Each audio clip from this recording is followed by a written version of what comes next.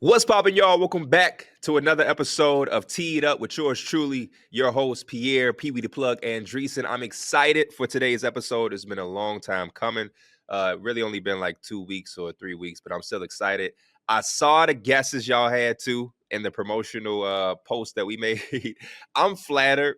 I want to start by saying that y'all think I have that much pull. Some of those names that y'all thought were going to be the first guest was actually kind of crazy. And I'm not trying to sell myself or my team short, but like, dog, Paul George, Derrick Rose for the first guest, that would be for the first guest, that would have been dope. But I just don't think I've got that type of pool that y'all thinks. But I definitely appreciate some of y'all guesses. Some of them I think were a little closer. I looked through every single comment. Nobody was remotely close. I guess the cat is out of the bag now, as you can see by the title, the thumbnail, everything. It is Gordon Hayward. I tried to give y'all some subtle clues. Nobody picked up on it.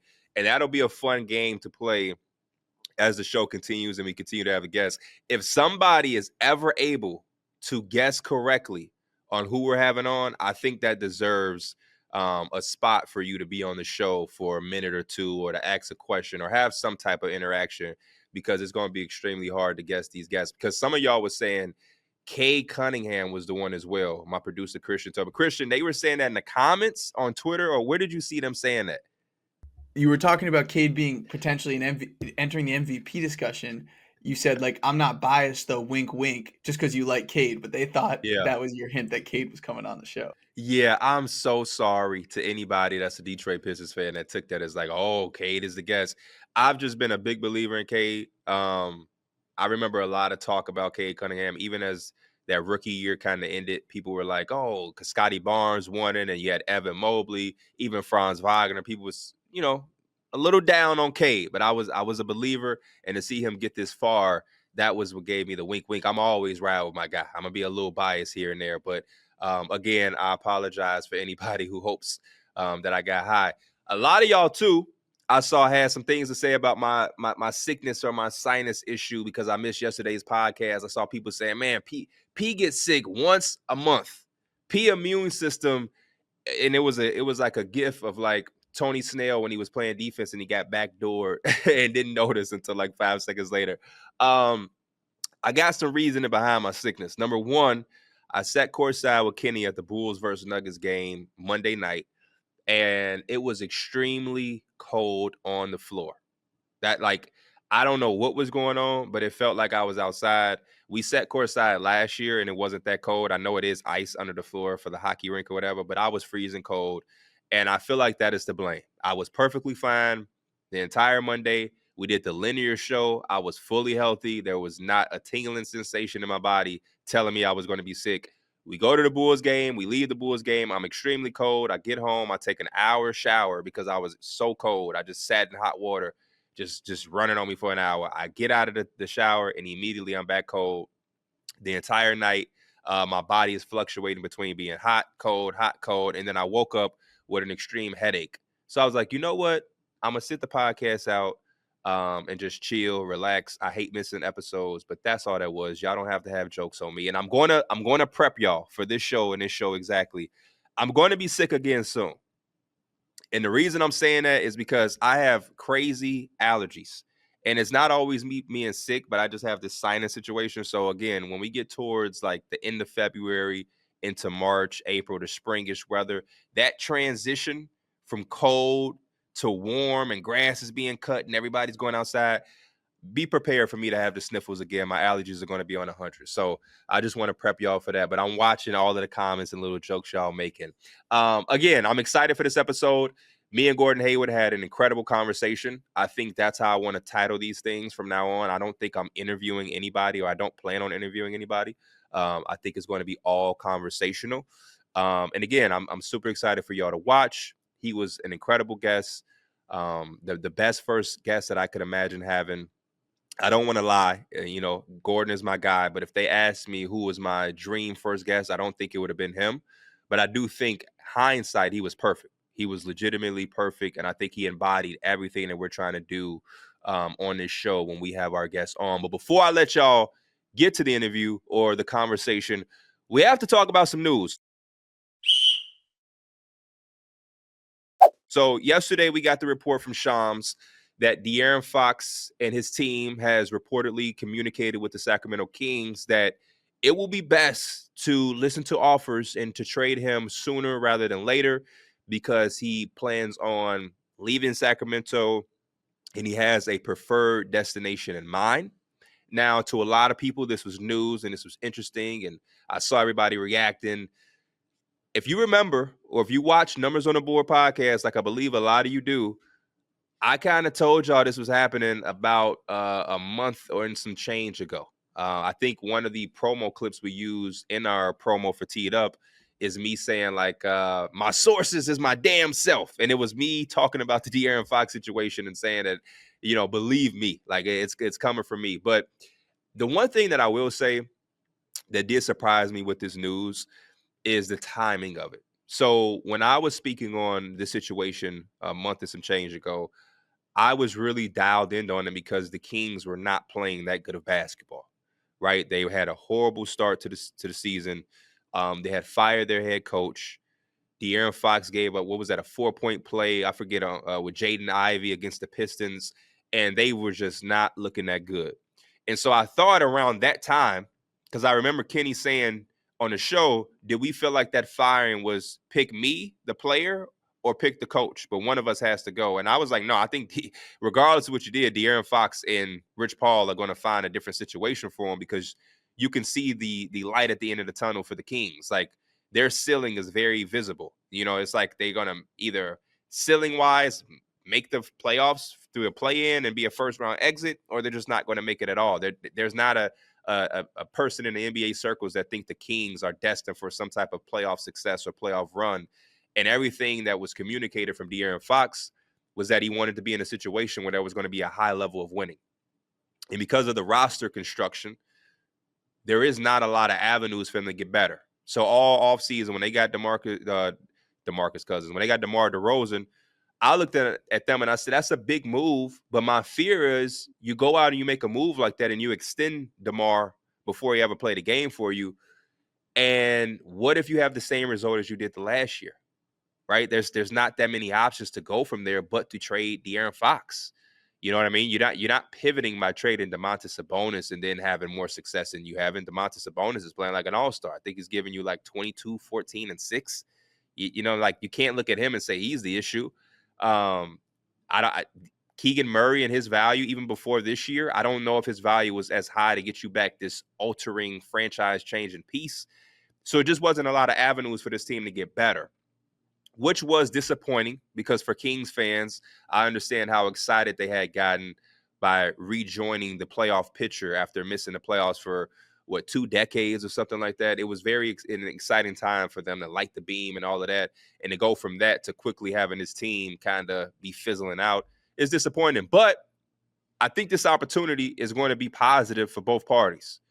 I think if the Kings listen to De'Aaron Fox's wishes, they can position themselves to have a better retooling period than to have to go back to being the bottom of the barrel of the NBA and rebuilding. I think there is a world where you take a year or two with being a team that's kind of pivoting and transitioning, and you can be right back in the mix, right? I think the Kings are super familiar with their rebuilding taking 5, 6, 7 years, a decade long. I don't think this has to be their situation. I think if you reset, and you can call it rebuilding, you can call it retooling, there is a situation when you walk out extremely favorable. And I've already seen some mock-up trades and some suggestions from social media and some highly respected voices in the NBA world. And a lot of the trade scenarios that I see, the Kings are getting back young talent or a boatload of draft capital. And I feel like if you move De'Aaron Fox, he's a domino piece that would allow a lot of other guys on that team that has value to then be moved as well. And I think you can kind of start the stockpiling of assets and pivot into a situation where you quickly get a more exciting team that has a much more brighter future and upside. But that goes back to the point of the timing. I think De'Aaron Fox and Rich Paul giving the Kings this information at this point, we're about a week away from the deadline. Yeah, I actually think when this episode drops tomorrow, Thursday, we will be legitimately a week away from the deadline. Christian, you can fact check that for me if I'm mistaken. I think that February 6th is next Thursday.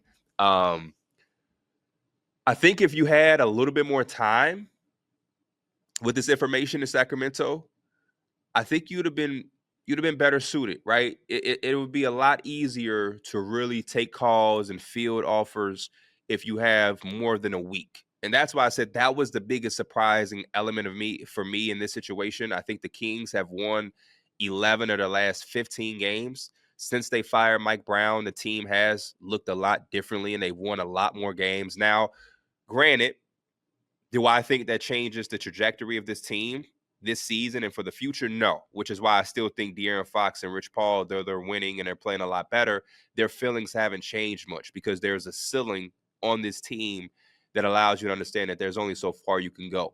And the rumored destination for De'Aaron Fox is San Antonio Spurs. That situation, the sky's the limit.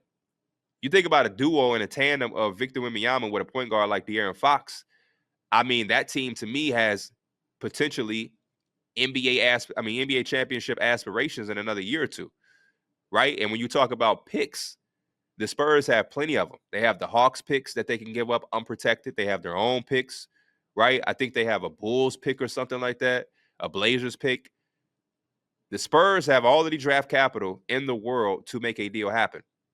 The only thing about the Spurs that kind of intrigues me or kind of confuses me is what the Kings will want, because the Spurs are a first-class organization. And if they are his preferred destination, do they feel compelled to give up a boatload of assets when they could just sit calmly and wait for him? You know what I mean? Because if this goes into the offseason, the value goes down extremely, right? That's why it's best to get this trade done now so you can have 2 playoff runs with De'Aaron Fox instead of going into the offseason when you only have really 1 season before he's going to enter free agency. So I think that's the part where you kind of pigeonhole if you're Sacramento, because you would have loved to have this full month of January to really get a feel of who's what, who's where, what these offers look like, what's the real market. With a week away and the Jimmy Butler situation, the cloud hanging over the NBA, because it seems like a lot of teams are really waiting for that deal to happen before they start to really make moves. The NBA has been on pause transaction-wise or trade-wise since this situation in Miami has kind of unraveled. And it's been unfortunate because people like me who work in this space and love the trade deadline were kind of itching and scratching for something to happen. And we're just sitting here playing the waiting game, and we're hearing all of this drama and all of this messiness that I think turns into like the shade room of the NBA when we really want to talk about the actual moves happening. So from that perspective, I feel like the Kings are in a weird spot, and I'm really looking at this situation trying to figure out who would take some chances. Now, I had my producer Christian bring up some of the payrolls for some of the teams that I think I've seen be linked to De'Aaron Fox outside of the Spurs. So we have the Spurs, obviously. We have the Rockets. We have Orlando. And I'm going to throw in Miami because Miami is just in a situation where they're going to want anybody and be involved in every single conversation because of the Jimmy Butler situation. Christian, can you tell me how much money De'Aaron Fox makes this year and next year? Is it like 44 million, 42 million? What is it exactly? 35 this year, Oh, 37 next year. okay. Okay. It's a lot less than I thought. It's a lot less than I thought. So with 35 and 37, how could the Magic get involved? What are the Magic salaries looking like outside of Paolo and Franz? I know they have what? Cole Anthony, what is he making? About 14, 13 million Yeah, dollars? 13. Jonathan Isaac, he's making Yes. 25. He's the He got the most. extension. So you KCP got 23. him, KCP at 23. Anthony Black. I think Anthony Black would have to be in any conversation there. What is he? 7, 8, 9, Yeah, 7. 7.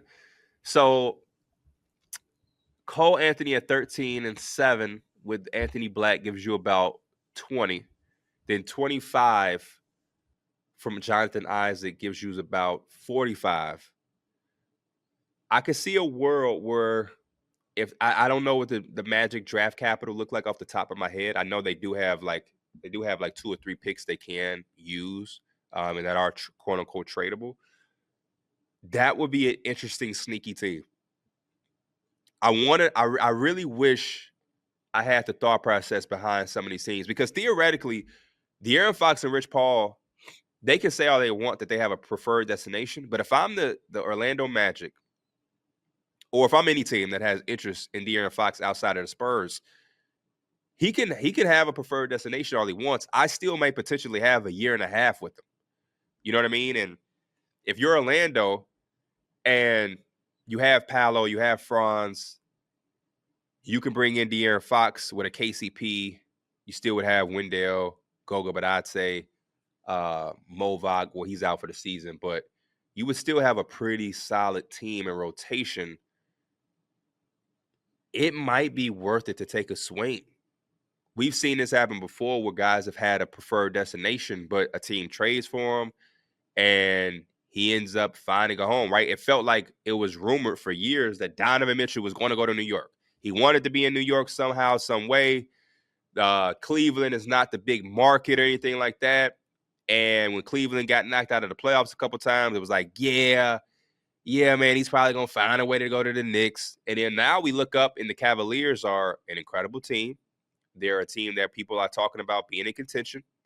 And it looks like the rumors of Donovan Mitchell requesting a trade or wanting to go elsewhere are kind of done now. That those talks don't exist anymore. So if I am a franchise that could propel or go a step higher in whatever conference I'm in by adding De'Aaron Fox, I may do that. You have a year and a half to change his mind and to say, hey, we have something special here. Because let De'Aaron Fox tell it, it's about playing for something. He wants to play for a team or, in a situation that has the avenues or the assets or the capability to play high-level playoff basketball. And the Orlando Magic, on paper, if you add him to the mix, I think they have that. The Houston Rockets, who it feels like the reports have come out that they're pretty confident in what they have. They at least want to run the course before they make any move and see exactly how far this group that they currently have can go. I don't think that they need to be in a rush at all. I think that's a perfect mindset. You ride out this wave, you see exactly who is who, because a month ago, I don't think we would be talking about Amin Thompson the way that we're talking about him now. I just seen somebody call him the best player on the Rockets, and it's partly due to the last 10 games he's played with Jabari Smith being hurt, right? They're 8-2 over the last 10 when he's starting. He just had the 30-point game against the Celtics with the game winner. He's had some triple doubles. Amin Thompson is breaking out of his shell as one of the lead guys for the Rockets now, so they should stand pat. But yeah, I'm just thinking about even Miami, right? All of the things that's going on with Miami and all of the situation they have with Jimmy Butler. If you're that desperate to make a move, and I'm not saying Sacramento wants Jimmy Butler, but if you can be a third team to help facilitate something, you may have something there. There was a rumor that the Nets would be interested. So it's like I just look around and I ask myself, like, how many teams are going to be involved with this? What do the Brooklyn Nets have financially, Christian, as far as money? Because that was an odd thing that I did see. Like, the Nets are thought to be interested in communicating with the Kings to get De'Aaron Fox. When I saw that report, it kind of threw me for a loop because I thought they were going to be sellers of the deadline. But inquiring on De'Aaron Fox will make them a big buyer. But from a financial standpoint and what the Kings would want back, I'm just kind of lost at what that would look like. Well, you've got Ben Simmons is 40 million, which this is obviously the last year of that, and then Nick Claxton at 27, and he's under contract through 2028, and then Cam Johnson, we don't know if he'll still be there. He's at what, 22? Correct, yeah. So Cam Johnson at 22 million. The Kings have wanted Cam Johnson, but I think the Kings' interest in Cam Johnson was for the fact that you're going to have De'Aaron Fox there. Nicholas Claxton, why would the Kings want him when they have Sabonis? So yeah, I don't. And are the Nets going to be willing to trade the current pick that they just got back? I thought that was why they were going to have a fire sale to get all of the value on that pick as they could, because they don't own their 2026 pick. So that was pretty interesting from a financial spot. That doesn't make too much sense to me, unless the Nets may be able to be in a position where they can take back some money. Oh, what does D'Angelo Russell make? Boom. 18. there you might have it. That may be it. If the Nets can put some picks in it, and they can give you D'Angelo Russell and Cam Johnson with, you know, I don't know, 2 or 3 picks. I don't know what their picks look like. I just know that they own this one and they don't own 2026, but I don't know much after that.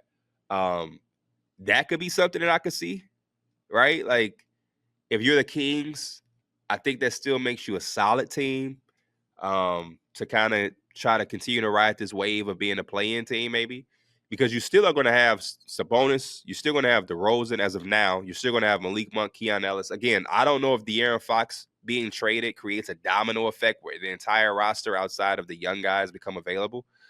But if you're still trying to play with this newfound swagger that Doug Christie has given the team, there is a world or a scenario where, you know, you can stay afloat with a D'Angelo Russell, Cam Johnson, and a few picks package. Miami, I just as much as I want to put Miami in the conversation because I know that they've had a thing for De'Aaron Fox, I don't see anything there. Like Miami is such a confusing thing. Until they trade Jimmy Butler, I really don't want to talk about the Heat. I'm sorry, that's just my personal thing. So yeah, I do like the Spurs fit. That's really, I mean, that's really it for me. I look at some of the situations around the league and I say to myself, you have to take some swings. And when I look at a team like Orlando, um, they're a prime team that I would take the swing. I don't know how I feel about Brooklyn. I don't know what their full plan is if they were to get De'Aaron Fox. That definitely seems like a position to where if you're listening to what he is saying and what he wants, that feels foolish. It feels like you're putting him in a worse situation than Sacramento, if I'm being honest, or a similar situation. So that doesn't make me feel like he would stay. But if you're honoring this postseason, all of next year, and then next year's postseason, which gives you almost 2 playoff runs, a year and a half of having De'Aaron Fox on your roster, outside of Sacramento, I mean, outside of San Antonio, all signs point to Orlando for me personally.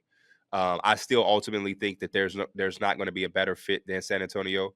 We already saw how much better they got with Chris Paul at the helm of point guard, and he's 40, and he's not the player that De'Aaron Fox is. De'Aaron Fox is clutch. He gives you a go-to guy on the perimeter.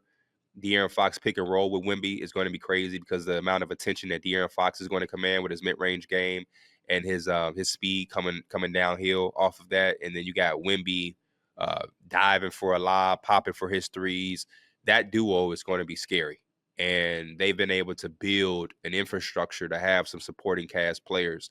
And if you're Sacramento and you are choosing to go the route of getting 4 or 5 first-round picks, that means if I'm San Antonio, I'm not giving you any of my supporting cast players, right? Like I read a trade, I think Sam Vecini posted it on the Athletic, where it was like Blake Wesley, Trey Jones, and like Charles Bassey or something with 5 first-round picks. Because it's like if we're giving you 5 first-round picks, we cannot also give you Stephon Castle or Devin Vassell. But if you take maybe 2 picks or 3 picks, then now, but you're sacrificing something. I don't think that the Kings are in a position to demand Stephon, Vassell, or Sohan plus 4 or 5 picks. I think it's going to be one or the other. And I think you're still solid if you're San Antonio with either route. If they take the picks, you still have your supporting cast. If they take some of the supporting cast, you have enough picks to go make another move or two in the offseason or during next season. So, yeah, that's all I really have on the De'Aaron Fox situation.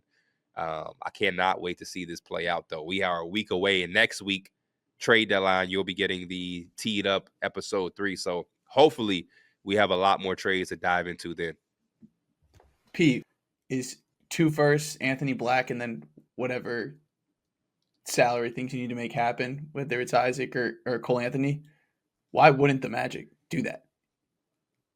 I think the Magic would. The question is, can the Spurs outbid that on Fair. their worst day? The worst day for the Spurs, they're giving you 4 picks, right? Like the Spurs have the Hawks picks, 2 of the Hawks picks.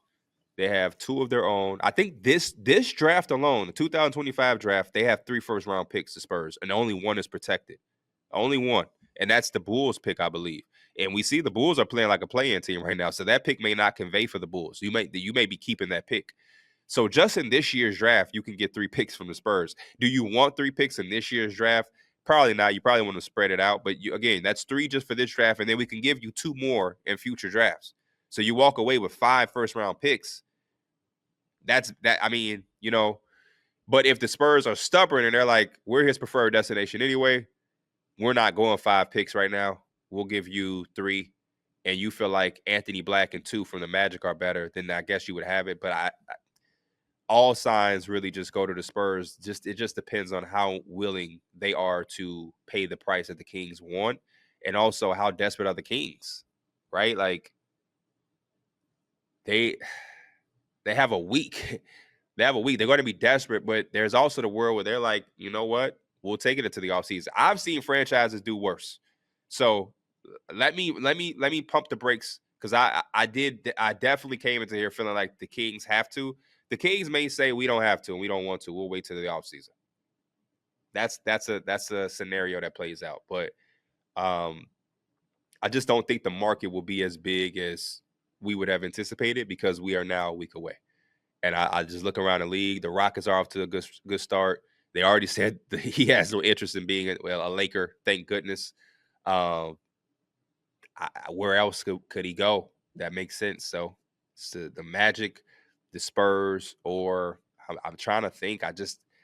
The Rockets. But again, the Rockets are staying pat. So yeah, I think the De'Aaron Fox is going to be a Spur, if I'm being honest. I'm now being joined by, this intro, by the way, is going to make me feel old, but I'm joined by former All-Star, 2010 ninth overall pick, a 14-year veteran, and also my favorite accolade, one of the all-time great NCAA March Madness darlings, Gordon Hayward. How you feeling, Gordon? Hey, man, thanks for having me on. That makes me feel old, too, by the way. I'm sorry. I didn't mean to do that. It's funny. It's funny, though, because we're only 5 years apart. I'm March 1995, and I saw that you're March 1990. That's right. Yeah. So, March is a good month for birthdays. March boys got to stick Kyrie, together. Jason Kidd. Oh. I think me, Kyrie, and Jason Kidd all have the same birthday. Nah.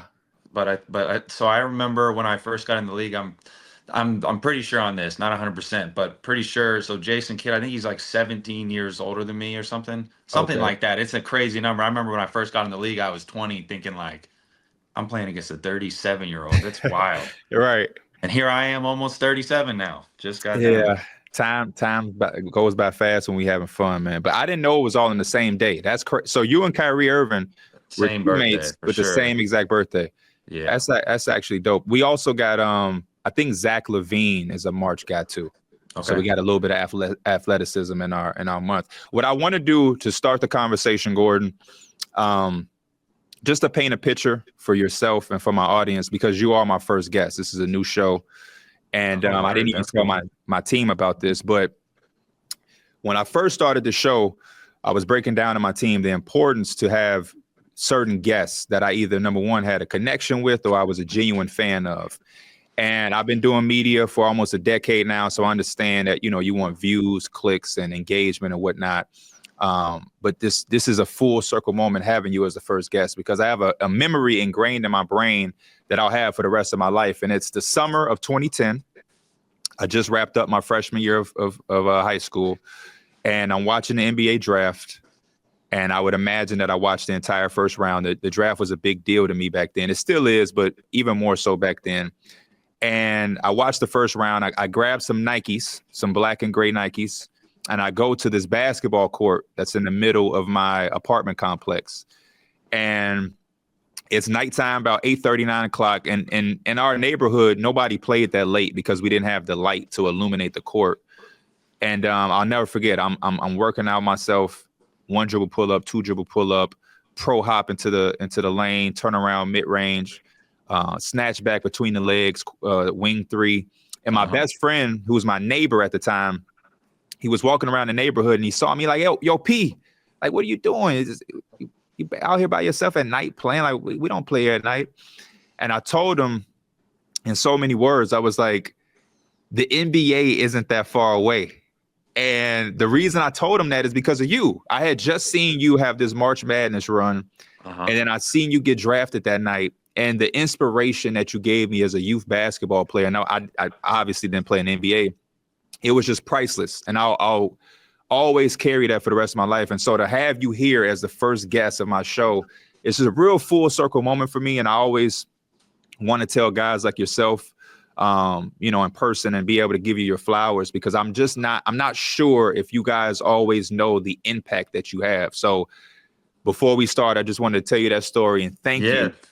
Thanks, man. That's really cool to hear. I think it's when you're in, as a little kid, everybody, at least everyone, for me, we aspire to be an NBA player. It was a dream of mine, and like as a kid, you look up. I remember looking up to the high school players in my local town, thinking that they were superstars. And then, of course, I'm from Indiana, so like I'm in the backyard, Reggie Miller, 3, 2, 1. I'm shooting. I'm trying to be Reggie. I think Reggie is like the greatest thing of all time.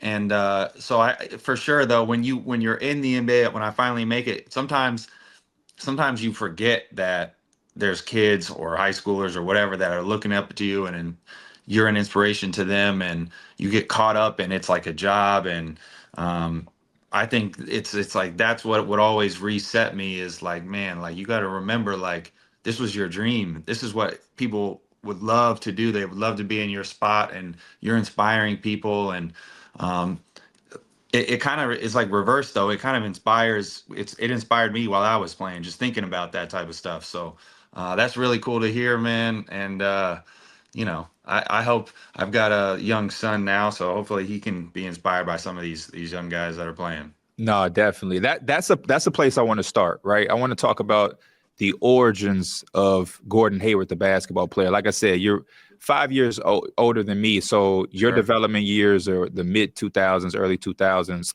Who were, number one, the players that made you fall in love with the game? I know you just said Reggie. Yep. Then number two, at that age of player development, who are you watching and trying to be like? And then lastly, who is your Gordon Hayward that made you feel like the NBA wasn't so far away?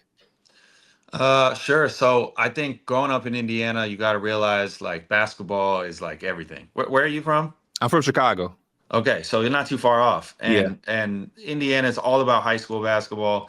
And so for me, it was Reggie at first. I would go, well, to back up, first it's the high school players when I'm real young, because I'm going to every game on Friday night. I'm seeing these guys. I think that they're just the greatest thing. Then as I get older, now I'm watching, my parents are Purdue graduates, so I'm going to Purdue games, watching Purdue players, David T, Carl Landry, some of those guys. And then as I get even older, I don't want to cut you off, but can you tell, because a lot of my viewers are young, I promise you, right hand of God, David T, can you talk about how good David T? Nobody knows David T when I bring him up. Really? He was unbelievable. And when I was watching him, it's like he was so smooth and everything was so easy and effortless and just fluid. He was like so fluid, at least from what I can remember. I was a little kid, but I remember watching him thinking that he was so good. And you want to be where he's at, but it felt so far off.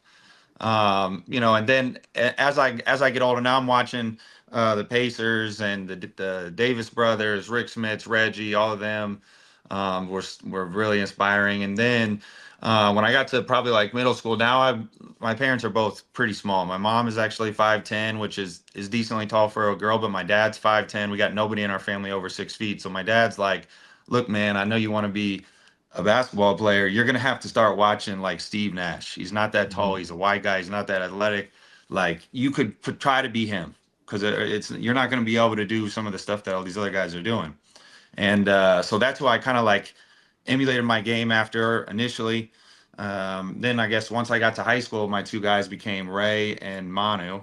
And that's part of the reason why I wore number 20, because I felt like I wanted to be a really good shooter like Ray, and I just loved the way Manu played, just so unique and slithery, and found a way to get it done, a competitor. And so I loved watching those guys.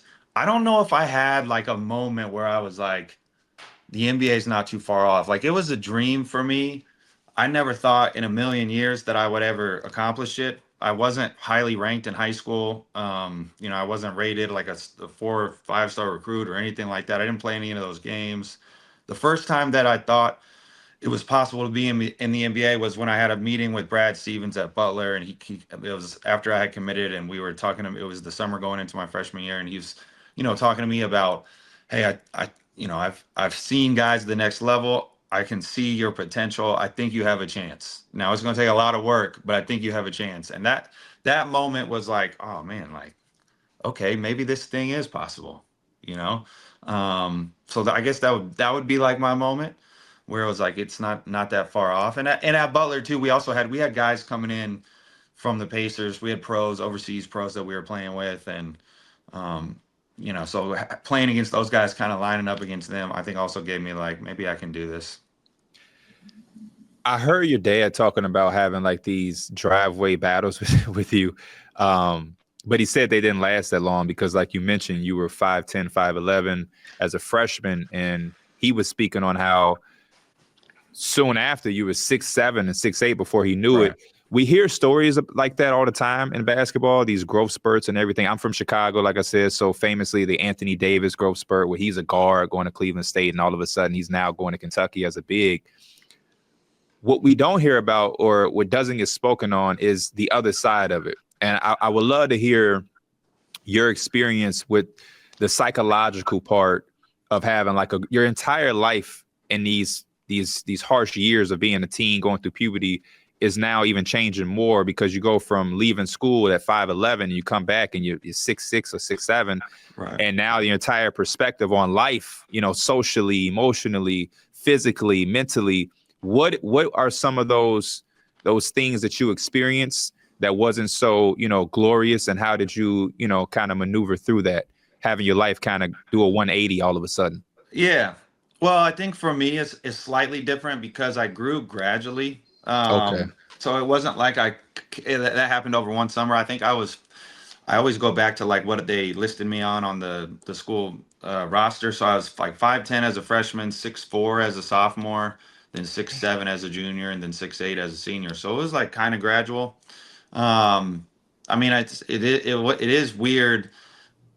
Like I alluded to earlier, like no one else in my family is tall like I am. So, I mean, it was like one summer, my dad, when you're little, your dad seems huge, right? Yes, like he's like absolutely. a 7-footer. And he would back me down and he hit me with these hook shots, and like there's nothing I can do, and I'm complaining about it. And then all of a sudden I start blocking these hook shots, which hook shots are really hard to block, but not when the guy's 10 inches shorter than you. So it was and all of a sudden, like I was always out on the perimeter, and I stayed out on the perimeter, which I think that's what really helped me as I transitioned to the next levels, again having that height but still having guard skills. So I'm really blessed that happened. I know a lot of guys talking about that, they keep their guard skills. But I'm thankful. Sometimes I think when you grow too early, you almost are like, just out of necessity, you're gonna be on the block, you're gonna set screens, you're gonna rebound, because you're the only guy that we have that's over 6 feet tall. Everyone else, we gotta let them handle the ball. We gotta let them do something. At least that's how it was when I was growing up. So thankfully I wasn't that guy that was like, all you're gonna do is set screens, all you're gonna do is rebound. So I think because I kind of grew gradually, it really helped me out for basketball, I would say. I love hearing that, because that's the type of school I went to. I'm the tallest person in my family. My dad used to seem like a giant, but then I shot up, and my dad is actually short. My dad's like 5'8". My mom is tall for a woman, like you said about your mom, but nobody knows where my height is. I was like the tallest person in my family since like 7th grade. Yeah. But I went to a school where I was forced to play in the post. And it used to piss my dad off because my dad was a guard, and that's all he worked on with me. I used it to my advantage early in my life because we ran like a 5-out motion offense. So I was able to attack all of the bigs. But it was definitely a frustrating phase in my development years where it's like every practice they got me going down here with these bigs working on drop steps. That you're a big man. I'm such a fan of basketball that I'm knowing if I want to take this to the next level, I'm not going to be a 6'4" center for Duke, you know what I mean? So that's right. That was always extremely frustrating. What about that part for you as a basketball player? going through a growth spurt. It sounds like you had a basketball-minded dad, even with him telling you to, watch Steve Nash as a 5'10" guard. What was the transition to now all of a sudden being a 6'7" wing and having to model your game after that? It was like I probably went a whole year, and my dad didn't play in high school. He got cut by the high school team, but just loved basketball and played all the time, like, rec ball and church ball and all that type of stuff. So he just loved the game, and he really, helped me with all of my basketball skills. But we probably went through it. So he was a coach up till 7th, 8th grade, but then in high school, it was like he would be coaching after the game and stuff, and so we're in the van on the way home from games, and he's like, son, there was probably 5 or 6 possessions where you got a rebound in the paint and you dribble it back out, which is like that. As a little guard, that's what you do. I'm not going to shoot amongst the trees because I'm going to get a block. So I gotta dribble back out to the 3-point line or kick it out or whatever. And so it was probably like a year where it was like my mind just I didn't realize that, like, I'm 6'8", I should just go back up and dunk it or shoot it or whatever, or there'd be other times where I'm driving in there and somebody comes to step up. Well, I think, I can't finish over him. Right. And so now I'm passing, or I'm up in the air, and then I'm looking around, as opposed to, like, just look at the rim. You're right there next to it, eye level. You know what I mean? So that was probably like a year or so adjustment, maybe even more than that. Until it was like one day, I think I tried to dunk on somebody, and it was like, okay, maybe I'll just start finishing these. I'm right here next to the rim. So that was a little bit interesting and different for me. So you go through the growth spurt. And so I read you have a twin sister. Your sister's not tall either. You're literally the only tall person. She's about 5'8", 5'9", I think. Okay. So, I mean, again, but there's really nobody else in our family over 6 feet tall. I'm talking about extended family. I think my mom had an uncle that was 6'2", a great uncle. But yeah, I am a twin, and actually my sister took after my dad's side, which is they're even shorter. I took after my mom's side, which was Wow. nice because I took my mom's height.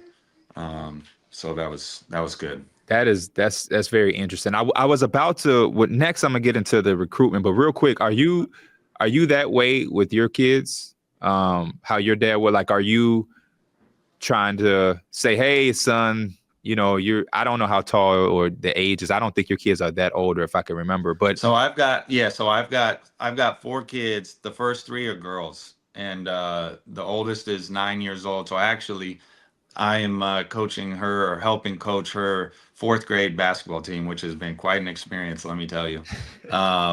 And she is actually the tallest one of the tallest one, I think maybe the tallest one on her team right now.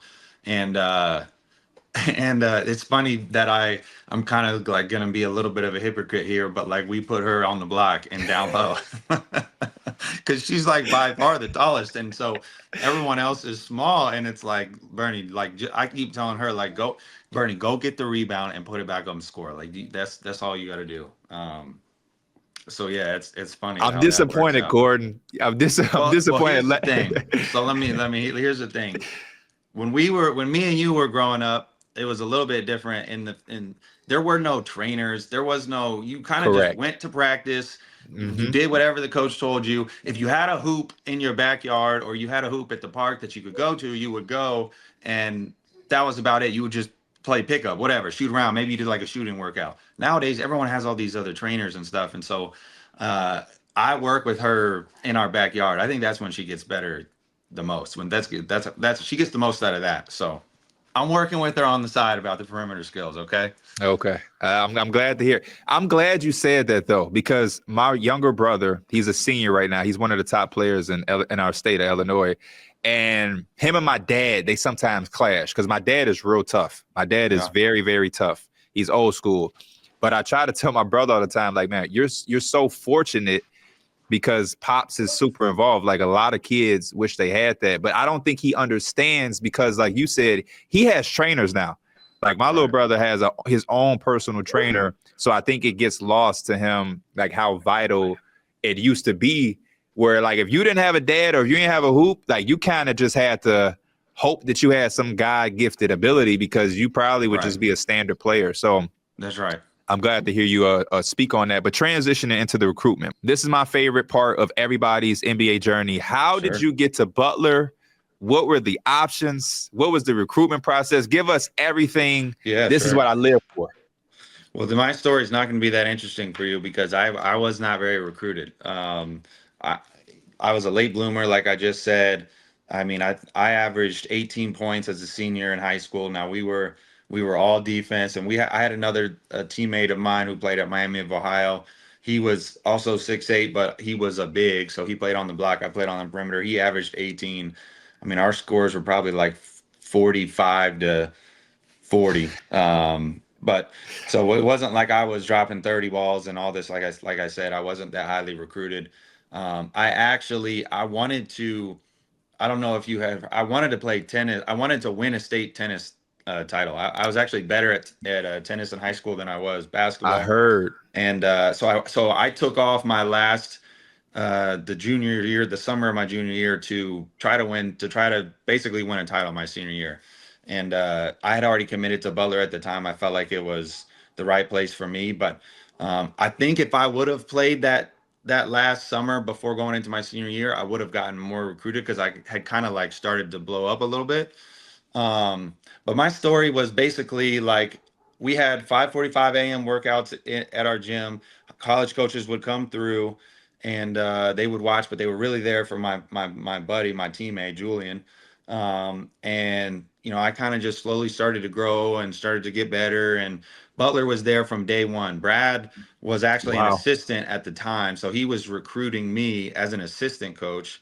And I don't remember who all was there, but like a lot of bigger power, like because Butler was in the Horizon League back then, so this was like a mid-major, and they were kind of like they were really one of the only ones recruiting me at the gym. There was a bunch of other Power 5 conferences there at the gym, but they were recruiting Julian.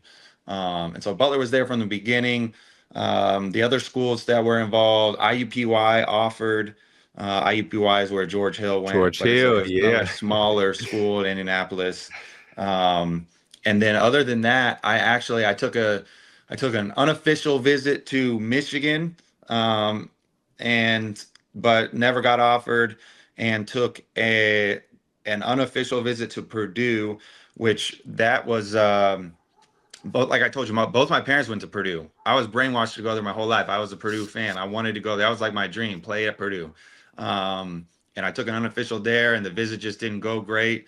And which Coach Painter and I have talked about and laughed about. But they were loaded. Purdue was loaded at the year above me. That was Etuan, Jawan, Robbie Hummel, Scott Martin. They were loaded. They were like one of the best teams in the country. Yes, they were. Especially at my position with Robbie and Scott and Etuan. Like, so it just really, it didn't feel right. And Butler felt right the whole time. And then when Coach Licklider left, Brad was then promoted to the head coach, which was like perfect for me because he was like my contact. And decided that Butler just felt right. Butler felt like that was the place that I should go, and decided to go. There's 20 minutes from my house. You'll like this is a little bit funny. Like when I was a sophomore in high school, so wasn't recruited at all, but still wanted to play in college, had that goal. We drove past Butler, my dad and I, and he was like, "What do you think about Butler? Like, would you ever want to play there?" And I was like, "Dad, if I can't play D1, like I'm not gonna play in college. I don't want to do that. I'd rather just go be a normal student." And he's like, they are D1. Right. Like they're a mid-major, they're in the Horizon League, they're D1. And so it's just funny how it ended up coming back, and I ended up playing there, and that was probably one of the best decisions I made. But they were never on my radar though, When you say, and I'm not trying to get a story or anything, I'm just curious because again, I've had hoop dreams all my life, but I never was recruited and, had conversations with coaches and anything like that. When you say a visit, it didn't go well, what does that mean?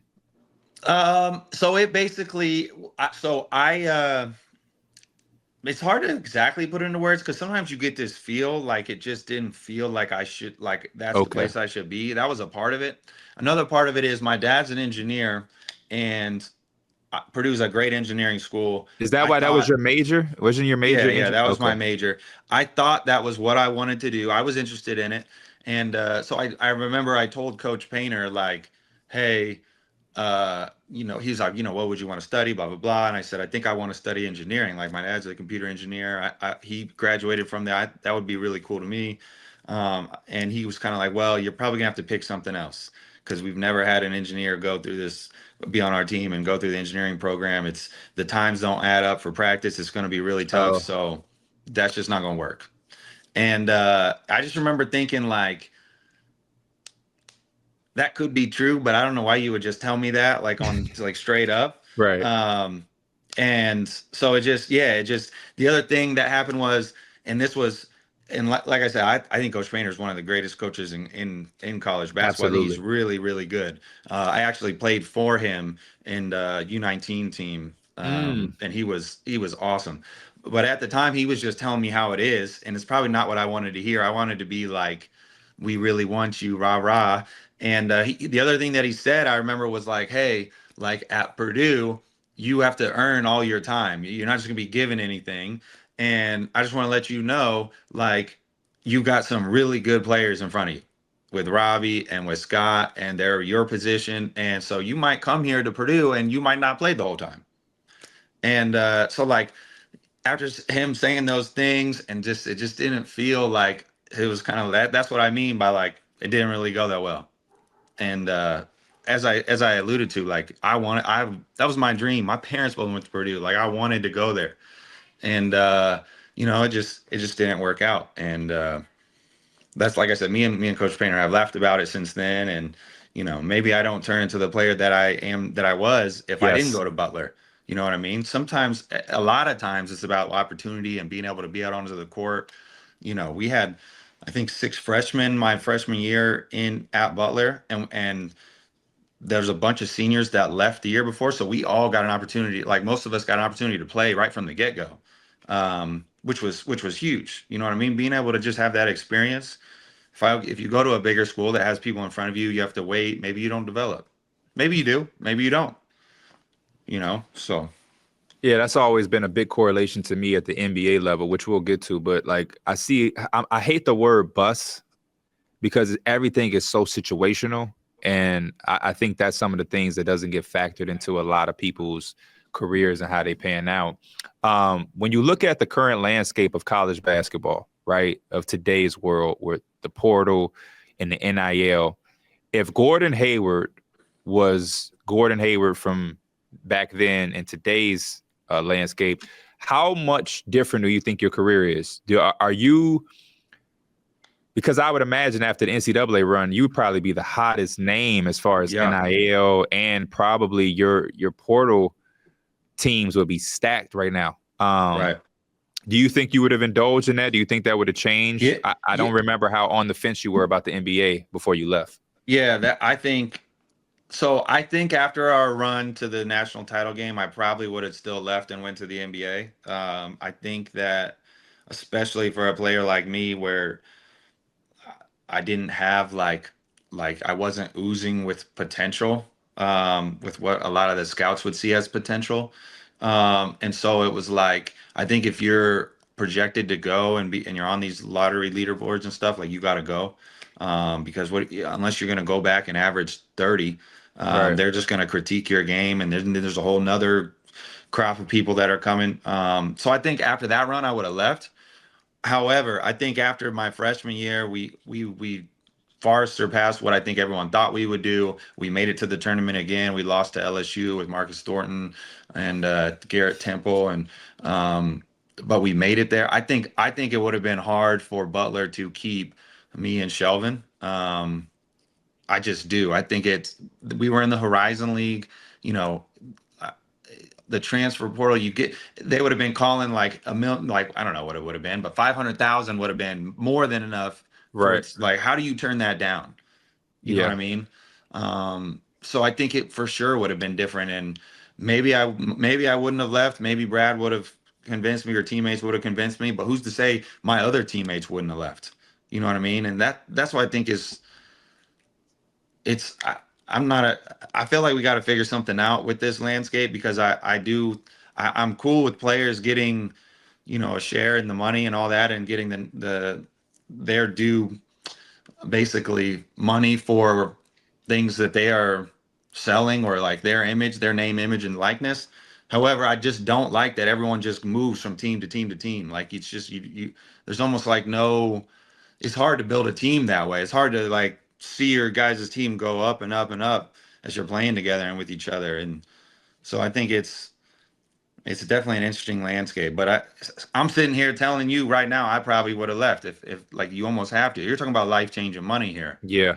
So I don't blame any of these players. I just think it kind of like ruined it, not ruined maybe, but it hurts it's like I'm a Butler fan and it's like you don't get to see people grow because they have a really good year at Butler, but maybe not a good enough year to go to the NBA, then maybe they go somewhere else. And now you got to get root for a whole new team. It just feels different. You know what I mean? No, I'm with you. It's one of the most conflicting things in the game of basketball right now, just because, like you said, we all want to see players get paid what they're owed and everything like that. And that's such a rewarding situation to see. But you kind of answered my next question, which was like, do you think we will ever see a team like Butler again? And I guess the answer is probably no, because you're right. If you have a good freshman year at a mid-major, you're going to be told, even if you like the school, even if you feel like you want to stay, the people around you are probably going to advise you to hop in the portal and now go from a good freshman year at Butler to play for Duke. Yeah. And, it makes the NBA a lot closer, and it's just too hard to pass up on for a young kid that's trying to get to that next level, which is, it's like you said, it's kind of disappointing. I don't want to use the word ruined either, but as a legitimate college basketball fan, like part of my excitement when they told me I had an opportunity to talk to you was a lot of it was a college basketball because I just love the game so much. Well, and I think too, and it also, I think, changes the product a little bit. I mean, I would feel as if it's hard to coach these guys because if you coach them too hard, they're out. And also, just like in the NBA, which is, I think, a problem with the NBA, is it's like when there's money on the line, it turns into like, I got to get mine, which is a human nature, natural. I'm not saying that you shouldn't do that, but it changes it where it's like there's been people that have said like players get paid on stats and coaches get paid on wins. And so if you as a player at Butler could score 25 a game, but your team was 2-16, I think you'd rather take that. And then you're out and you're going somewhere else because you average 25. And so it feels like it's less about, it turns it into the NBA a little bit where it's more about like, I got to get mine, as opposed to what do I have to do, coach, to help us win?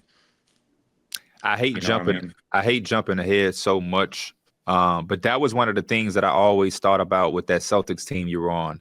I remember on our podcast years ago when we had to talk about the team, you guys had lost without you and Kyrie, and we were doing like the next season predictions. And I was like, I'm kind of out on the Celtics, not because I don't like the team or anybody on there. It's just so many people. Like I know, as depth is a good thing, but you guys had so much depth. And outside of the depth, there was like the worst situation possible where it's like you came back from injury, Kyrie came back from injury. You wanted to prove yourselves. I saw you talk about this a little bit on Paul George's podcast, but then there was also like Marcus Morris was on a contract year.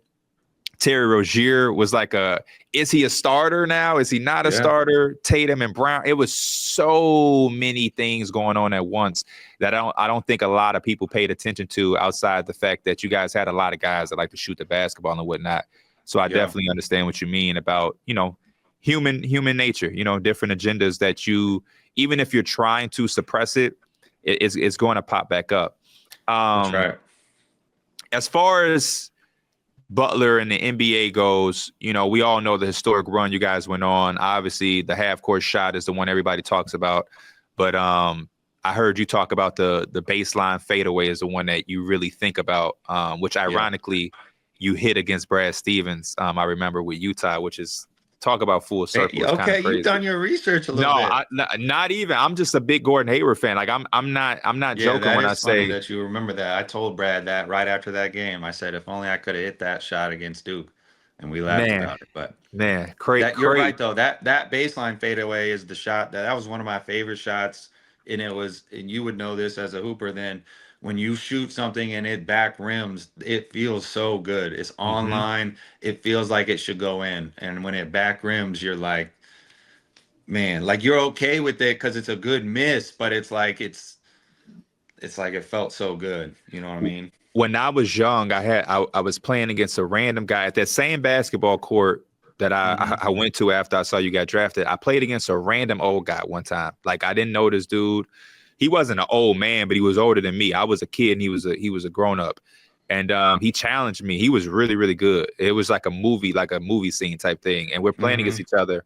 And we probably played the first game. He beat me. So then I played a little harder and I missed a couple of shots and I was beating myself up about it. But he used it to teach me. He was the one that taught me, like, when the ball comes back to you, that's a good miss. Right. Like basically what you're saying, like you did everything right. It's just sometimes the ball doesn't go in. And that's the Right. first time where I kind of understood that. So I feel you on that. But leaving Butler, what was it like going into the draft process? Because you're the hottest man in college basketball, the hottest name. I know you're kind of disappointed that obviously you guys lost in the championship game, but now you go into this draft whirlwind where now you, instead of being the hottest name, you got people like nitpicking every single thing Right. about you and your game. What Right. was that transition like to go from being here to now you're reading scouting reports like, damn, like that's how they feel about me? Yeah. Yeah. That's where I'm a little bit thankful the internet wasn't like it was now, Right. like it is now, like it was back then, because yeah, you could tear yourself apart just reading everything that people would say about you and watching the videos and everyone's critiquing, putting it in slow motion. And that whole process though, man, that is a super, super stressful. At least the one that I went through, where it was like I was projected anywhere from 4 to 28. So I worked out for 14 teams, I think. Wow. I was doing 3-on-3s, 1-on-1s, 4-on-4s. It wasn't just you're in the gym by yourself. And even then, can you imagine being in a gym with, when you're in those situations, you got people usually all around the rafter, the upper part of the courts, they're looking down. That's like the front office people. Then you got coaches and all these people on the court watching every single shot. You're doing shoot 100 threes and see how many you make. Like the amount of pressure that's on, it is a very stressful situation. And I just took that day by day, and you just go there and you're trying to compete and just get lost in the competition. That's what I always was telling myself, like, just go play hard. Just go play hard, just try to compete and win every drill, and whatever happens happens. And most of the time when I did that and I wasn't thinking and over, worried about everything, things went okay for me. But I do remember flying from city to city, and you're staying, and this is also the first time I'm like on my own. I was 20 minutes from my house at Butler, so like I always went back. I always had people. Now I'm 20 years old. I'm out on the road. I'm in Toronto in a hotel. I don't know what to do. I'm thinking about my net. I got to get great sleep and good, and I got to eat well because I got this workout tomorrow. And so it was honestly a whirlwind, it kind of was 2 weeks after the national title game, I think I took, and then I decided, all right, I'm going to go do this. I started training at St. Vincent Sports Performance, which is in Indianapolis. So that was Okay. good that it was right there. That's where like Greg Oden and Mike Conley and a Mm. bunch of other guys would train. And so I got to train there, which was good because I was still home. But then you're taking, like I said, you're constantly on the road, going back and forth. And from that moment till I got drafted, I mean, it was a blur. It was just, hey, where am I going today? Where am I going tomorrow? All right, you got 3 days to train. Let's get some shots up. All right, you didn't. I would come back. I didn't do this quite well at the workout. I wasn't hitting my three ball from the corner. So I'm gonna practice that for 3 hours, because the next one I gotta do better on. Or I gotta be able to hit this one dribble pull up off the pick and roll, or they're going under on me on my pick and rolls every time. Like I gotta hit this behind the screen three. So it's just like it was a 2-3 month process of just a blur. And so I think I think people don't understand that if you're not a top, it's first off, it's way different now, but if you're not a top 5, 10 pick, you're in all those workouts, and those are intense situations. Those are super intense. How did the actual draft night go for you? As being someone who had such a wide range, did you have any idea that you were going to the Jazz, or was that a No, surprise? Oh, no no. So idea. I no idea initially. My agent Mark Bartelstein was there with me in New York, so he wanted me going to New York was like they invite you to New York, so that was at least some sort of sign that they have a good feeling that I'm going to be in the lottery. But I mean, you've seen the players that just get stuck there. Like it's Mhm. not like it doesn't happen. And but went to New York the morning of. We still didn't know. I think I think he told me like, look, like there's a chance Utah takes you. They said they really like you. They're at 9. Um, but he's like, the Pacers are at 10. They actually said they want you too. And so it was like, well, I don't know. They say they want me, but like, does that mean they're gonna draft me? I don't know. And also, that would be a dream come true, but like, would that be really good for me as a player? Right. Probably not. Um, just because there's too many distractions when you're at home. But yeah, going into it, man, it was still just nervous, butterflies, don't know what's going to happen. They're also having you do all this other stuff while you're there, so that kind of helps. You're not just sitting in your room the whole time, you Okay. know. So you're like doing some media, you're doing interviews, you're doing community stuff, you're signing stuff, so you're kind of busy throughout the day, which was good. And then, man, I'm sitting at the table and Mark got a phone call. And, so then he puts the phone down. He's like, the Jazz are going to take you at number 9. And that was probably like a cut, like one before it happened. And, then it happened. And then after you get drafted, man, it's another blur till your first game. Cause I think I had maybe 3 or 4 days, and then you got to go to summer league. You got to fly to Utah. Then you got to meet all these people. You're meeting all these new faces and people, and you're signing all this stuff, and you just signed your first NBA contract, so you're losing your mind. And then it's like, it's at least for me, then it's set in like, oh, like I got to get to work. I got to go play against Melo and Right. Braun and Paul Pierce and Ron. Like, am I ready? I'm not ready for this. Like, like, so then it was like straight. Then it was kind of like, all right, I got to get to work, and my mind was just like focused on just getting better, get better every day, get better every day. I know you're into gaming, but you might have a job in the podcast and sports world, because you basically just answered my next question. I just feel like a lot of fans don't understand that side of it. We look at the draft and it's like, oh man, that guy is now a multimillionaire, his life changes. But then it's like, yeah, you got to do the post selection media could be, I heard, a couple extra hours. Yeah, Then you want to celebrate with your family and friends, obviously, but then you have to go on a jet and go to now the city that drafted you and meet all these people, do more media. You want to shoot around, you're trying to also stay in shape, because you do have the summer leagues. And when that's you right. were getting drafted, it felt like it was a lot more. Like, did you play in the Orlando summer I league? did played in Yeah. Orlando. That's right. So you had multiple summer leagues. You got to find a place to live out there, right? You want to, pick a place that it's just a lot that I don't think the average fan that we know of or think of. It's just like a guy getting drafted and all of a sudden he's a multi-billionaire. So I appreciate you giving us that experience. What was the typical game day for you? Walk us through. I want to know. I'm a basketball nerd, so I want to know all of the Sure. details. Did you Well, superstitious or what? yeah. So Okay. that changes based on the team that you're at and where you're at too. Like, for example, like Utah is not very. It's like you can get anywhere in 15 minutes. You don't got to worry about traffic or anything. So in Utah, usually you would have shoot around. We did it initially with Jerry Sloan and with Coach Ty. We did it at the arena. I think that's an old school thing, because MJ was big on that too.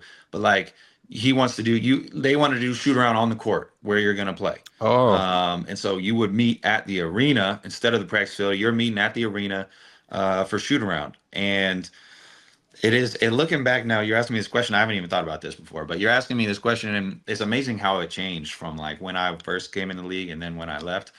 Um, so yeah, you would have shoot around, and that could be anywhere from, I've had coaches where it's 10 minutes, 15 minutes, and I've had coaches where they wanted you to tape during shoot around. and you're going through stuff live, and you got a game that night. And so it generally wouldn't be more than an hour. And then, so let's just say that's at 10 o'clock, games at 7, so you're done at 11, but you kind of mess around. It's 11:30 now. By the time you get in the car, you head home. I was a big nap guy, so I would order some food. And this part didn't change my whole career. I would order some food. I get back, like, let's say like 11 or whatever, 11:30. I order some food, eat lunch. Now about 1 o'clock, I'm taking a nap, and I'm taking a 2 hour nap. Like, I wasn't a 2 hour, 3 hour, didn't matter. But then I got up, then I showered, got my fit on, and then drove to the arena. Now that process all depends on generally how old you are. If you're a young rookie, you got your workout like early, like sometimes 3:30, 4 o'clock, depending on when the game's at. So that means that process is, when I was first in Utah, that process started way earlier. Like, I'm getting to the arena at 3:45. There's really nobody there except for the other young rookies. You get out and you do an on-court workout because you're not going to play. So you'll do like a shooting workout, and then a lot of times you're playing live. When I was first in Utah, there was a lot of live stuff. You're doing a lot of live stuff. So you're playing 1-on-1s, 2-on-2s, no fouls, basically. Ain't no fouls. The assistant's not calling fouls, which I always thought was a little bit counterproductive, because my first year when I got in, I was fouling everybody, but I was just playing. I was playing exactly how the assistant coach Ty told me to play. Ain't no fouls. Right. You're just, don't be soft. This is 1-on-1 or 2-on-2. And then after you did that rookie workout or younger player workout, then you went back into the locker room, and I just sat there till the game started. So then you were done at sometimes 4:30, 4:45, and the game doesn't start till 7. You're getting ready. Sometimes coaches meet at 40 on the clock, some are at 30 on the clock, so that would be like 6:30 or 6:20, and then then you warm up and you go to the game. But what's interesting is, when I first got in the league, we had a pregame meal, and that was basically it. And sometimes it was, depending on which arena and stuff, there might not be a pregame meal. And then we had one guy who was he was the massage therapist, and he would stretch some guys out, but really just the guys that are playing. Like, as a rookie, I didn't get any activation. There's no activation. There was no stretch. If you wanted to do all this stuff, you did it on your own. Wow. There was none of that. And flash forward to like last year, and literally there's probably 4 or 5 people on staff. Everyone's got a slotted time. You do your workout, then you do your activation, then you do your workout, then you come back and you do more treatment, you get on the table, then you get ready to play. There's none of that back then. And so all that stuff has changed. But yeah, then, like I said, then you play the game, and then you go home. So I want to ask you, and that was pretty detailed. So I love that answer. Too much detail for you? No, never too much. Never too much. Okay. This is the stuff that me and our viewership, they love. When you say, as a young player, you get there early, I want to ask you this, and you might not know the answer, but what do you think? What if that young player is one of the guys? Like, do you think Victor Wembanyama, do you think he was having an early, like, get to the arena time, or do you think because he was a different level of a rookie, is his workout time pushed later? I don't know. I can't speak to the Spurs and how they do stuff. Yeah, I could probably guess that if Tim Duncan was on the team, and Manu and Tony, his ass would be in there early. Okay. I would think so. So when you were a Celtic, Jason Tatum was getting to the arena early. Yeah, so like I said, things have changed since then. Now, if you're playing the whole game, you're not going to do the live workout. Okay, I see what you mean. Okay. You know what I mean? So, like, yeah. Depending on, like, you still might be the earliest time. So, like, guys started to have a time that you did your shooting. So, like, you get 15 minutes, because there's so many guys on the team. You get 15 minutes to do your shooting. And then if you got to get off the court, because we can't have everyone on there warming up at the same time. So, like, generally the younger players, even JT, they're early. They were earlier. And the older players got to pick. So, like, some players like to get there early. That's just what they like to do. So instead of warming up at 60 on the clock, they would warm up at, 120 on the clock or 95 on Okay. the clock or whatever. You got the older guys got to pick their times. The young guys just get slotted in. When I first came in the league, though, it was we had to do a workout if you didn't play. It's like 20 and 20. If you didn't play 20 minutes, you're doing a workout, and a lot of that stuff was live. Just because that's just how they rolled. It didn't really matter. You might get thrown in the game, but you're still gonna get the work in. So. And for my young hooping viewers that are watching, just out of curiosity, when you are getting on the court during that time to prepare, what are the things that you're paying attention to make sure that you're ready to go? Like, as far as, is there a certain amount of shots? Are there a certain amount of spots? Are you doing the same thing? Does it changes based off your last performance? What is Gordon Hayward looking at to quote unquote prepare on a nightly night in the NBA? So yeah, for me, I really had a great relationship generally with my assistants that I had on each team. And so I like to basically have them, we would work together.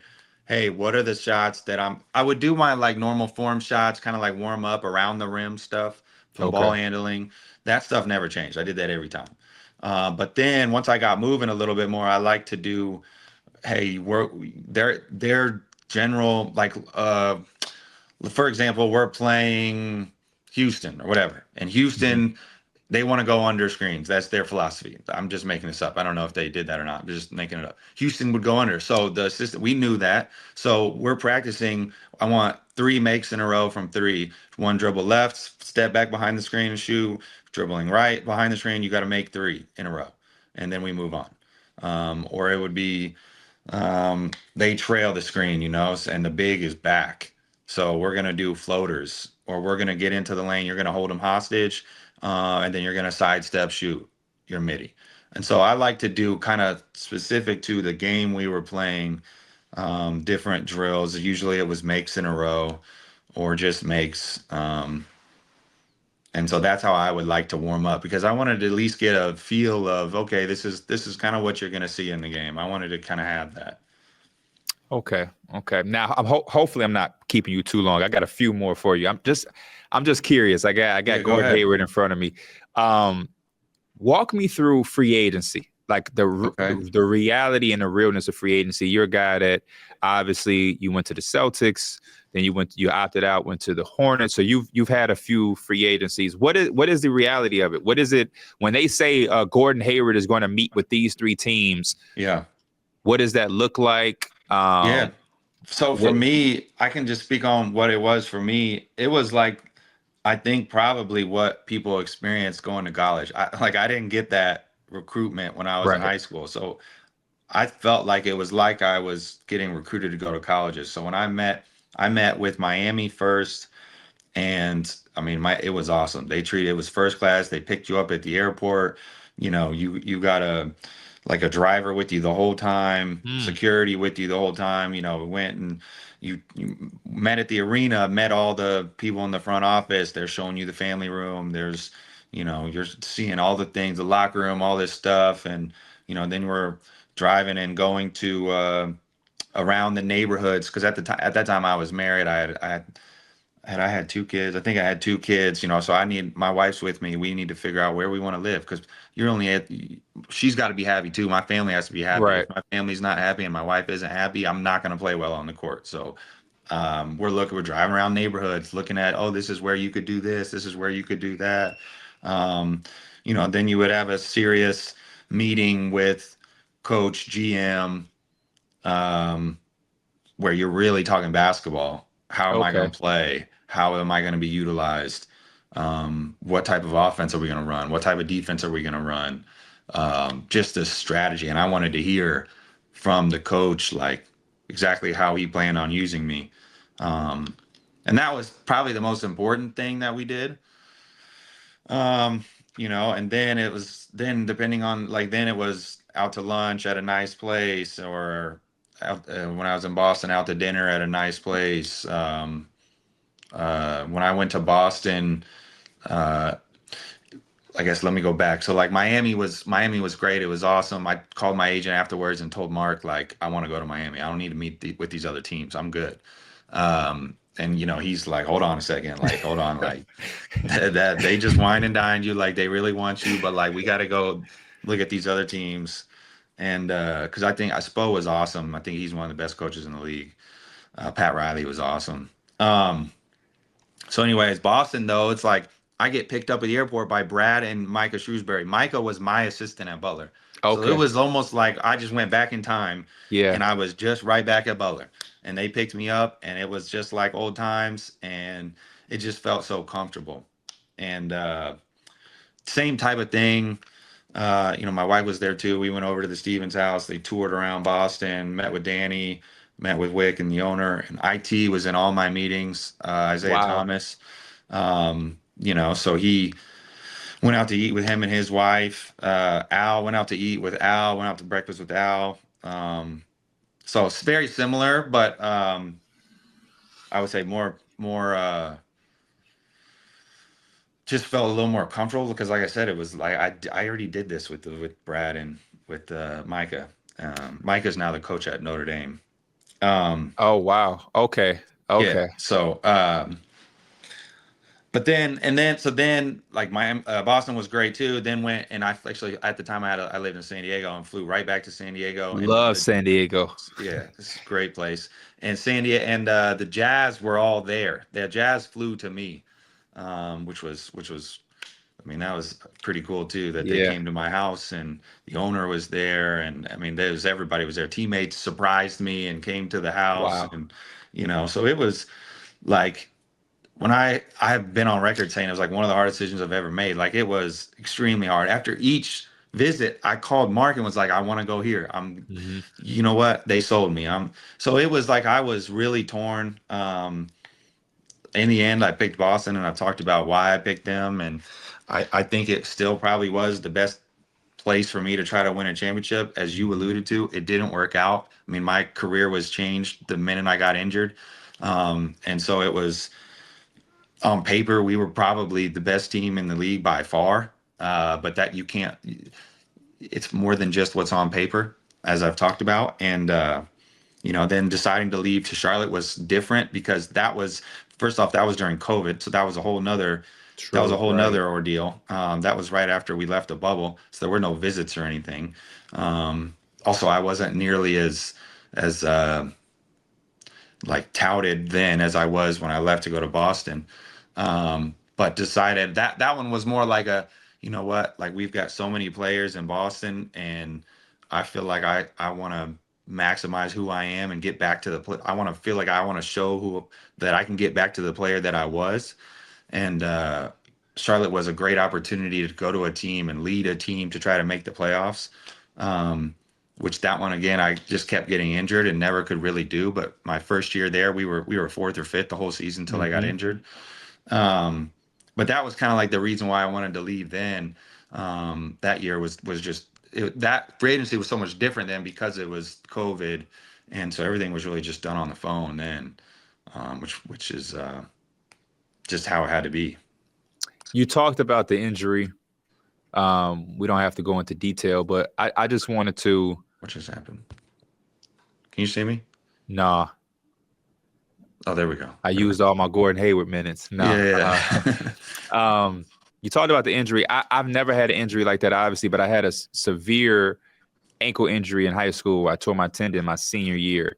And can you talk to us about the mental side of coming back from an injury? And it not even the Celtics injury, but any injury. Sure. I think people, especially fans, I really want them to hear it because they'll see a report from like a Shams or Chris Haynes where it's like he's going to be out 4 to 6 weeks. And you come back in that 6 week, fans are thinking you're supposed to, hey, you're healthy, you get out there. But there's also this mental hurdle that I didn't know as a fan until I went through it myself where I was healed. The doctor said I was good, but with my ankle, it probably took me almost 2 years to get to feel comfortable playing basketball without having the psychological part of trying to avoid getting hurt. And I remember I used to try to avoid another ankle injury and I would get hurt. I would have non-contact ankle injuries by trying to avoid getting hurt. Can you speak to that part of coming back from an injury that I don't think a lot of fans understand? Well, I think First off, I obviously feel your pain with the ankle thing, and I think like tendon injuries are almost actually I'm fairly certain they are a lot worse than breaks. That's what my doctor told me. He said it would have been So you better would if I almost broke it. rather just break your ankle. Yeah. It's just way less rehab. It's way easier to just come back from. It's just a bone, and so the bone, anyways. So the fact that that was like my big thing was the dislocation. I just tore all the tendons, and so that made it really hard to come back. But yeah, man, I think beyond the physical part that you have to get back, and be even beyond the psychological part of like gaining confidence in only your physical abilities and only that ankle and jumping off of it and running and cutting and stuff, like beyond that part, which I think is hard to get back to 100%. For me, the hard part when you get injured is basketball is such a rhythmic game. It's so much, there's so much of basketball with like timing, rhythm, feel. And when you go from doing it every day, all the time, to then not doing it at all, and then you go almost right back to the best players in the world, that's the part that's really hard because more than anything, your timing's off, the speed of what you've been doing stuff is off. You do workouts all you want, but there's nothing like playing in a game. Hmm. And so just you have all this adrenaline. And so that part to me is the hardest part of getting that back, getting that stuff that's kind of like hard to train back in your game. When like people talk about like people are in the zone or like the Hmm. game really slows down for people, like Yeah. that's because they are like mastering the rhythm and the timing of everything. And that's the part I think that's hard when you're coming back from injury, especially when you're at a professional level. You just get right back into best players in the world. And there's also timings that you got to get back with your teammates Right. too, like different timings of Mark Williams likes to roll a little slower than Time Lord in Boston, and I gotta Yeah. I gotta remember that. Or Al likes to half roll, and so it's like there's different timings that you got to find in chemistry and all this with your teammates too. That takes a little while. So it's definitely a little bit. It's more than just like you said, like they report like, oh, like so and so's out on the court doing full court workouts, and it's a fan, you're like, yeah, they're going to be back, and they're going to be back in a couple days, they'll be ready to go. And it's Right. like there's a difference between getting out there and running up and down and standing in the corner and shooting and being dynamic and coming off ball screens and holding people hostage and making reads and all that. Like all of that Right. stuff is part of the rehab process. No, yeah, I appreciate you so much for giving that perspective. I think it's super important, and because we have all these platforms now, we need players to break down all of that so that the fans can just have a better understanding. I got one last question before I do a quick game with you, and then I'll let you enjoy the rest of your day. Go You for you it. talked about Kobe in the Paul George interview, Yeah. and you did a great job breaking down the workouts, the story about him coming in and tossing the key, asking for the ball. That was great. I'm a big Kobe guy. I love Penny and Kobe. One of the things you said though was a lot of it was the mentality that Kobe leaves you with.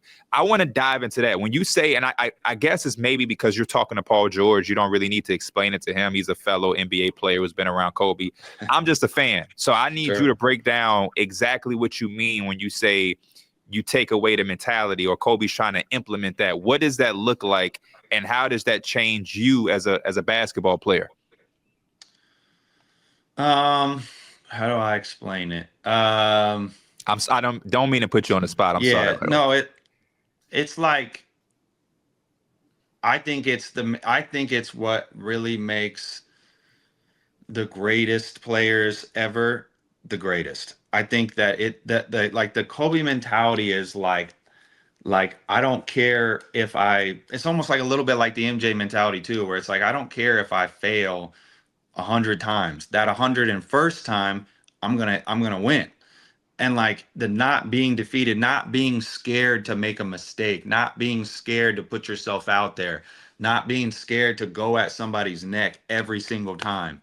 Um, like that, like it's like that dog, that confidence, that swag. It's all into one.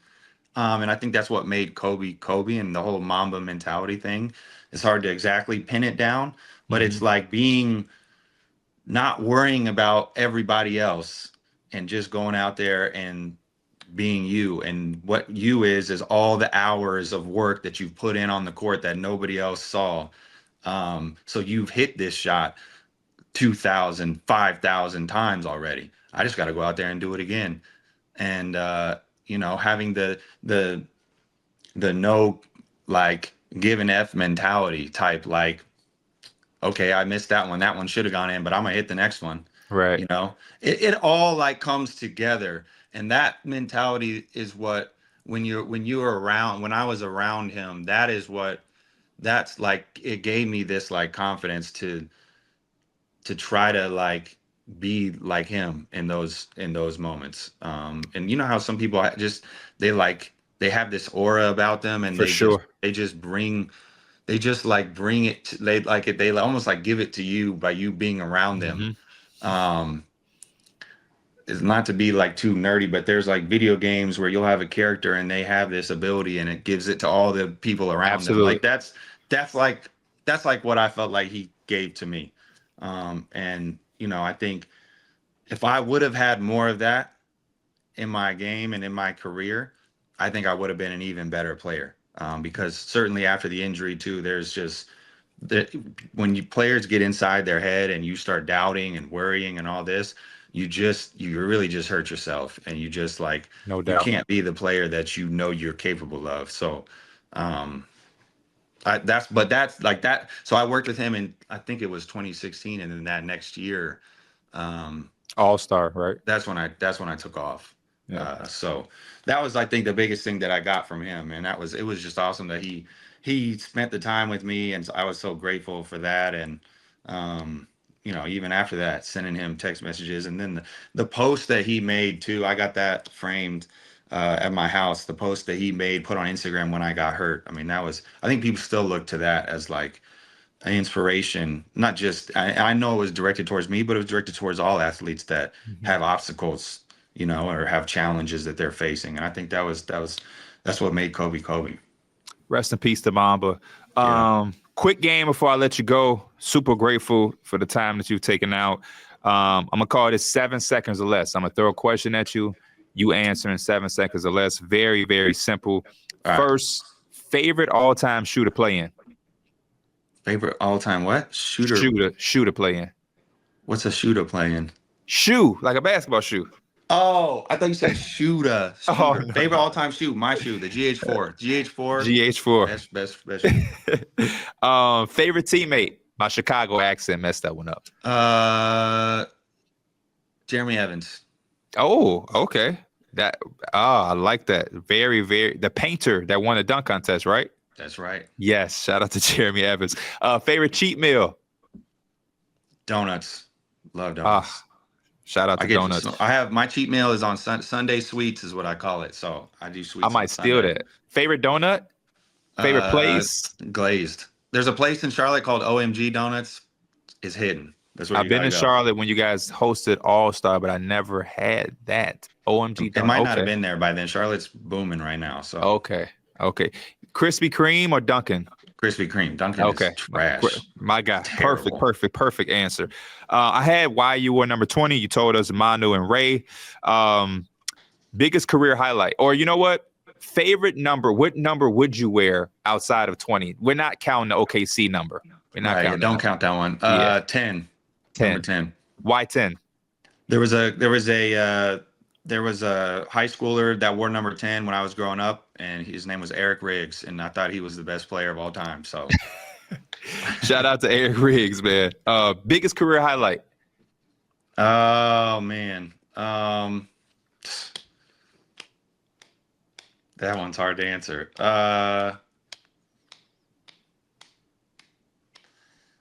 Biggest career highlight, winning a state title in Indiana. That is a highlight. The game winner. I remember when I got introduced to you at Butler, I YouTubed to see highlights, and that one popped up, and I'm like, this dude made a game winner. Like this dude is crazy. Most embarrassing moment. In basketball? In basketball, yes. Getting dunked on in the playoffs by Miles Turner.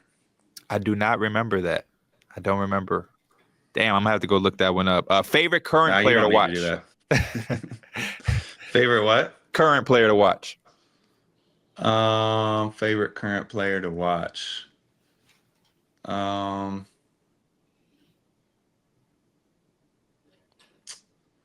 Gosh, that's tough. It's a lot of talent right now. There's a lot of talent.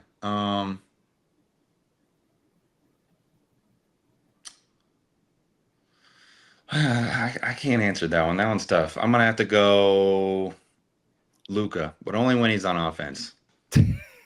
Shout out to Luka. I don't blame you. Current player that reminds you of yourself. I know I'm putting you on the spot. We might have to. I'm gonna say Cooper Flag. Now, he's not in the NBA yet, but I think he plays. He's just like 2 or 3 inches taller than me, longer, but I think we play similar. That is actually not. That's not bad. He's gonna have to learn to shoot more. Like, I shot better than him, but once he learns to shoot, I think. But that's who I would. I think he plays like I do. I'm not mad at that at all. I am not. I compared him to Andre Karolinko, but a Gordon Hayward comp is not to Utah Jazz, by the way. Yeah, Utah Jazz.